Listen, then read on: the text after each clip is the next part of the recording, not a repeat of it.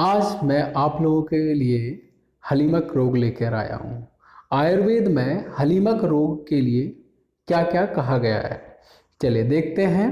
जो चरक संहिता के चिकित्सा स्थान में पांडु, कामला, इनके बाद जो रोग आता है वह हलीमक होता है। ठीक है, तो यहाँ देखते हैं, बताया गया है कि जीर्ण शाखा आश्रित कामला की उपेक्षा से हलीमक रोग उत्पन्न हो जाता है।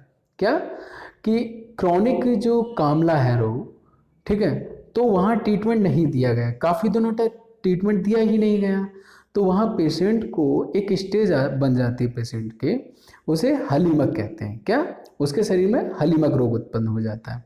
अब हम यहाँ देखते हैं कि हलीमक में स्पेशली कौन कौन से दोष पाए जाते हैं। तो वात और पित्त हमारे हलीमक में पाए जाते हैं। ठीक है, हलीमक रोग में हमें क्या मिलते हैं, कौन कौन से दोष मिलते हैं? वात और पित्त, यानी वात पित्त प्रधान हमारा हलीमक रोग है। ऐसे अगर बहुत सारे लोग भूल जाते हैं तो उनके लिए सिंपली एक ट्रिक रहती है कि बाप क्या करता है? हल उठाता है। ठीक है, बाप ही हल उठाता है, तो वा से वा और पी से पित्त। ठीक, अब देखते हैं कि चरक के द्वारा जो हलीमक रोग बताया गया है, ठीक है, तो उसे क्या है, एक महाव्याधि की संज्ञा दी गई है। चरक संहिता में हलीमक को महाव्याधि की संज्ञा दी गई है। और जो हमारे भागवत जी हैं, तो भागवत जी ने क्या कहा है हलीमक को? लोडर और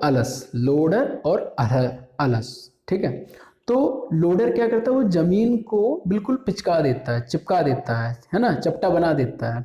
और हलवी क्या करता है, वो भी हैवी रहते हैं, दोनों हैवी रहते हैं, तो वो भी एकदम चपटा बना देता है हलवी। ठीक है, तो लोडर, ठीक है, तो लोडर में क्या करना है, जमीन को चपटा बना रहा है, और हमारा जो हल है यानी हलीमक, वो भी जमीन को चपटा बना रहा है। ठीक है, तो भागवत के द्वारा हलीमक वर्ड यूज नहीं किया गया है, केवल लोडर और अलस ही यूज किया गया है। ठीक है, अब हम देखते हैं यह जो श्लोक लिखा हुआ है, तंद्रा वलान भ्रंसो लोडरम तम हलीमक अलसम चायते संस्ते। ठीक है, तो वही बात कही गई है यहाँ पे भी।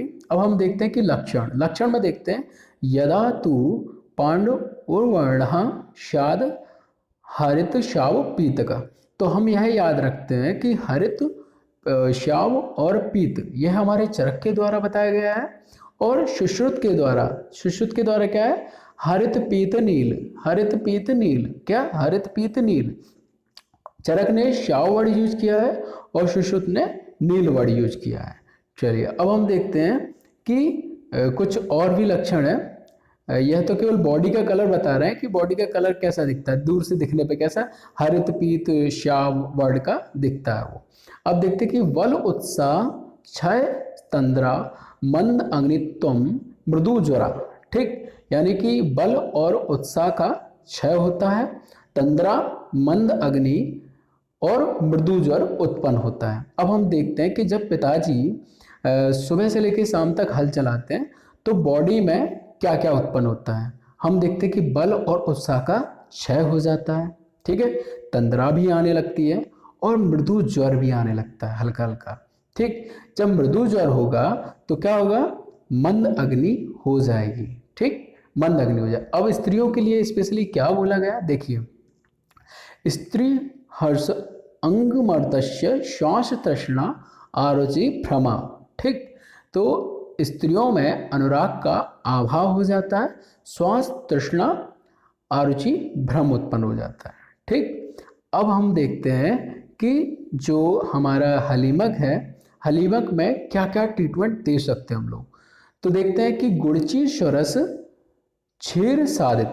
ठीक है, जो गुड़ची स्वरस से भैंस का जो दुग्ध होता है उसे हम साधित कर लेते हैं। अब उस साधित दुग्ध को हम घृत बनाते हैं, क्या बनाते हैं, घी बनाते हैं। तो उसे हम एक वर्ड यूज कर सकते हैं जैसा भी, तो महिषी घृतम, यह पूछा जाता है काफ़ी बार कि महिषी घृतम कहाँ दिया जाता है, तो आप क्या बताएंगे, हलीमक में दिया जाता है महिषी घृतम। कौन सा, कैसे करके दिया जाएगा, वो गुड़ची स्वरस क्षीर साधितम करके। ठीक है, अब देखते हैं कि यहाँ दो लेह के यूज किए गए हैं, ठीक है, जिन्हें हम अवलेह कह सकते हैं।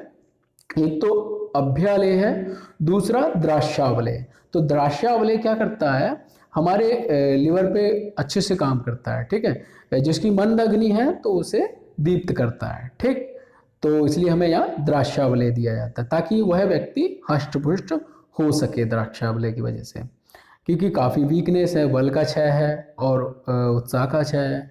अब यहाँ देखते हैं कि यापनावस्थी, क्षीरवस्थी और अनुवासनवस्थी का प्रयोग किया गया है। हलीमक में स्पेशली यापनावस्थी, क्षीरवस्थी, अनुवासनवस्थी, ठीक। तो यहाँ अनुवासन भी स्निग्ध कर रही है, क्षीरवस्थी भी है और यापना, ठीक। तो यहाँ जो बल का क्षय हुआ है, उत्साह का क्षय हुआ है और मंदग्नि है, तो इसमें स्पेशली रूप से हमें यापना, क्षीर बस्ती और अनुवासन बस्ती, तीनों बस्तियों का देना है हमें।